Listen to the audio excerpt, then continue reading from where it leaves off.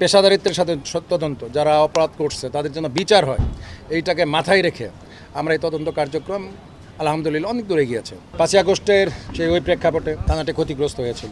ওই ঘটনায় আমাদের যে সমস্ত ছোট ছোট ভাইয়েরা, শিক্ষার্থীরা আজ আমাদের মাঝে বেঁচে নেই।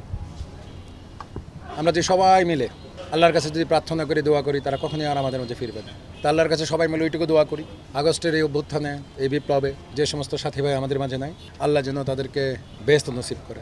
আর এই ঘটনায় যারা এখন আহত, চিকিৎসা নিচ্ছেন, আল্লাহ যেন তাদেরকে দ্রুত সুস্থ করেন। তো এই থানাটা একটা ঐতিহ্যবাহী থানা। কুষ্টিয়া অঞ্চল বিভিন্ন কারণে ঐতিহ্য, অনেক ঐতিহ্য।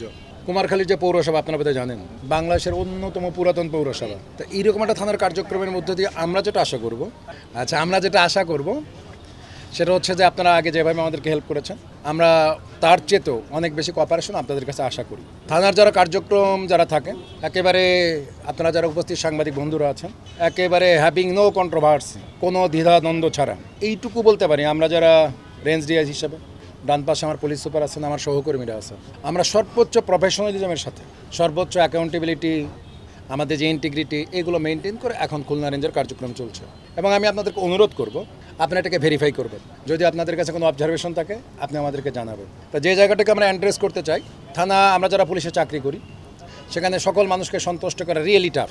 এটা একমাত্র ধরেন আল্লাহ যদি কাউকে ঐশী ক্ষমতা দেন, তার পক্ষে হয়তো সম্ভব। পৃথিবীতে বা বাংলাদেশে জন্ম দিয়ে কোনো মানুষকে আসলে অনেকগুলো পক্ষকে সন্তুষ্ট করা যায় না। তা সঙ্গত কারণে আমরা যে উদ্যোগটা নিয়েছি সেটা হচ্ছে খুলনা রেঞ্জে কনস্টেবল থেকে সাব ইন্সপেক্টর পর্যন্ত যত লোক আমার রেঞ্জে জয়েন করে, একেবারে শতভাগ লটারি পদ্ধতির মধ্য দিয়ে এদের পোস্টিং হয়। থানার যারা ভারপ্রাপ্ত কর্মকর্তা, তার যে ইন্টিগ্রিটি, তাদের প্রিভিয়াস কর্মস্থলে তাদের যে জায়গা, তাদের যে প্রফেশনালিজম, তাদের আইন সম্পর্কে জ্ঞান, মানুষের সাথে সম্পর্ক, কমিটমেন্ট, দেশপ্রেম, সকল কিছুকে বিবেচনা করে আমরা তাদেরকে পদায়ন করার ব্যবস্থা করি। তা আমরা যারা কাজ করি, আমাদের ভুল ভ্রান্তি হতে পারে, তো একটু খেয়াল রাখবেন আমাদের ভুল ভ্রান্তিটা কি ইন্টেনশনাল, না আমাদের কাজ করতে গেলে মানুষ হিসেবে যে ভুল ভ্রান্তি। যদি মানুষ হিসেবে আমাদের যে ভুল ভ্রান্তি হয়, যাতে সমাজ রাষ্ট্রের কোনো ক্ষতি হয় না, একটু উদারভাবে দেখবেন। আর যদি ইন্টেনশনাল ভুল হয়, সে যেই হোক, এই প্রশ্নে আমাদের টলারেন্স জিরো। এই প্রশ্নে আমরা কোনো খাতির করি না। এই কুষ্টিয়া জেলায় আমাদের রেঞ্জে সব মিলে হত্যা জাতীয় মামলা 10টি, শুধুমাত্র খুলনা জেলায় 6টি মামলা, এই আপনাদের কুষ্টিয়া জেলায় 6টি মামলা। এই মামলাগুলো শুধু যে রেঞ্জ অফিস মনিটর করে তা না, এটা পুলিশ হেডকোয়ার্টার্স মনিটর করে এবং এর কার্যক্রম ইনশাল্লাহ অনেক দূরে গিয়েছে। আশা করি, আমরা চাই এর যে তদন্তটা সুন্দর হবে এবং আমাদের সুষ্ঠু তদন্ত, পেশাদারিত্বের সাথে তদন্ত যারা অপরাধ করছে তাদের জন্য বিচার হয়, এইটাকে মাথায় রেখে আমরা এই তদন্ত কার্যক্রম আলহামদুলিল্লাহ অনেক দূরে গিয়েছে। আর একটু কাজকর্ম বাকি আছে, ইনশাল্লাহ আপনারা দেখতে পাবেন। আমরা আসলে এই বাকি কাজটুকু, তদন্তের যে বাকি কাজটুকু, এটা শেষ করে অবিলম্বে যে পুলিশের যে পুলিশ প্রতিবেদন দেবো, আমরা এই কাজটা দিয়ে দিব। আর এইটা কন্টিনিউয়াসলি পুলিশ হেডকোয়ার্টার্স মনিটর করে, স্বরাষ্ট্র মন্ত্রণালয় মনিটর করে। আশা করি, আমাদের বিশ্বাস, আশা করি এই তদন্তে আপনার কোনো ত্রুটি থাকবে না।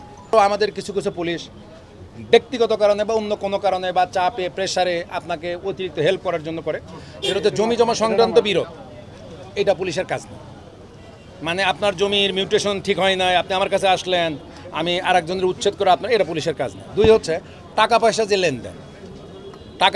লেনদেন, এটা তুলে দেওয়া, এটা উঠায় দেওয়া, এর সালিশ বৈঠক করে, এটাও পুলিশের কাজ না। এই 2টা জায়গা যে আমাদের কাজ না, এই 2টা জায়গায় একটু মানুষকে কনসাস করেন, ভাই এইটা আমাদের কাজ না। আর এই প্রক্রিয়ার সাথে যদি আমার কোনো পুলিশ জড়িত থাকে, প্লিজ আমাদেরকে একটু ইনফর্ম করুন।